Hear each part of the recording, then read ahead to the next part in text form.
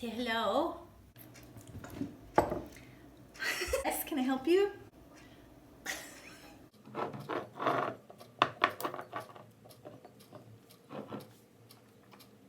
Hey everyone, welcome back to my channel, The Brunette Bartender. I'm Erin and this is Rainbow. Thank you. Thank you. Today's the day I've been looking forward to. It's a foolproof, at-home, old-fashioned for you all. Today we're going to be doing a pre-prohibition style old-fashioned. That just means that we're not going to muddle any fruit into our old-fashioned. We're going to be using some bourbon. I'm using 4 Roses today. It is a really cost-effective, it makes a really cost-effective, delicious old-fashioned. You're going to need some simple syrup. Simple syrup is literally equal parts sugar and water. You can boil some water on the stove or in a kettle, and then however much sugar you have, add that exact same amount of water, stir until it dissolves, voila, you've got simple syrup. We're gonna use some regular Angostura bitters. Today I've also got Fee Brothers orange bitters. You do not have to use this is totally optional. I just think it makes for a delicious old fashioned. We're gonna need a strainer, need a jigger, we're gonna need a bar spoon, we're gonna need a glass for old fashioned. We're gonna need something to stir our cocktail in first. I am obviously going to use our Chiefs Super Bowl 2020 pint glass. Hey-o. Okay, so we're going to start with some ice in our pint glass. We're going to take our 4 Roses. We're going to measure out 2 ounces. Moving on to our simple syrup, we're going to use a bar spoon full of simple syrup. Simple syrup is absolutely to taste. A lot of people like an old-fashioned sweeter than I do, so I err on the side of more like a splash. I'm not gonna do a full bar spoon full of this, but when you make them at home, you can experiment a little. You'll see how much just a tiny bit of simple syrup can absolutely change how sweet the drink is. Moving on to our bitters. Whenever you shake a bitters out, you really wanna give it an aggressive throw. I count that as 1. We're gonna do 2 shakes of bitters. We're also going to do 2 shakes of our orange bitters. As you can see, throwing in an orange bitters is going to mimic a little bit of what would happen if we had an actual orange slice in there that we were muddling. Instead, we're just going to do it in super concentrated form with our bitters. Moving on to stirring.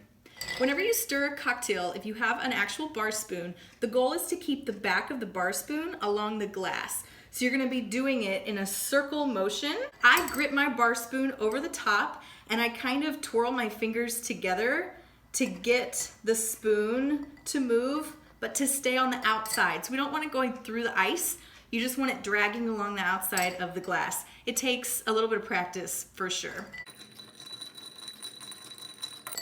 You do have some bartenders that know how to do this with their elbow down so they don't look like a clown like I do, but I don't know how to do that. I learned like this.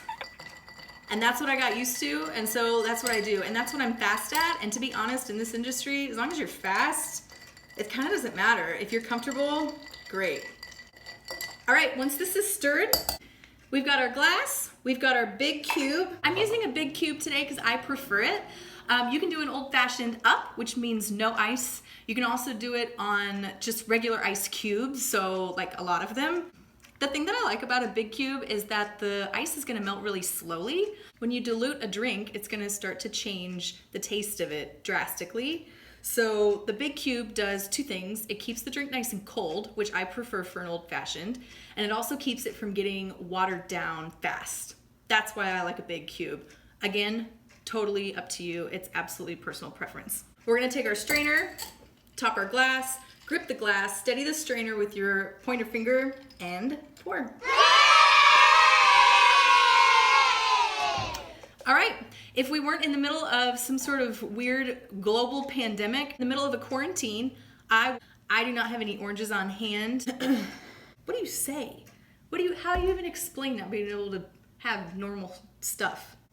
I don't have an orange on hand because we're all hunkered down at home because of this stupid fucking COVID-19. No, that's... If it weren't the end of times, I would have an orange. Can someone mail me no. In a perfect world, we would have an orange, but we're all stuck at home. No.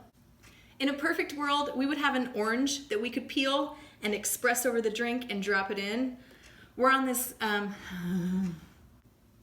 been avoiding going outside because of self-quarantine, so I do not have an orange, but this is gonna taste delicious regardless. Cheers, guys.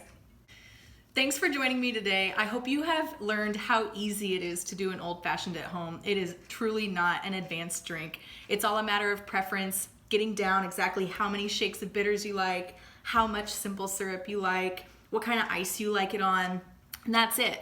They're super cheap to buy the supplies for. So if you're looking to level up your home bar, this is such a good staple of a drink to start with. And I really hope that you've seen how easy it is to do, and I hope that you'll give it a try. Let me know how it goes, and I'll see you next time on The Brunette Bartender. Till then, drink up, buttercups. Thanks for all your support so far. I'm having a blast making these videos, so like always, if you have fun watching these, please watch, subscribe, like, share with your friends, share with your cats. Hi, Mozart.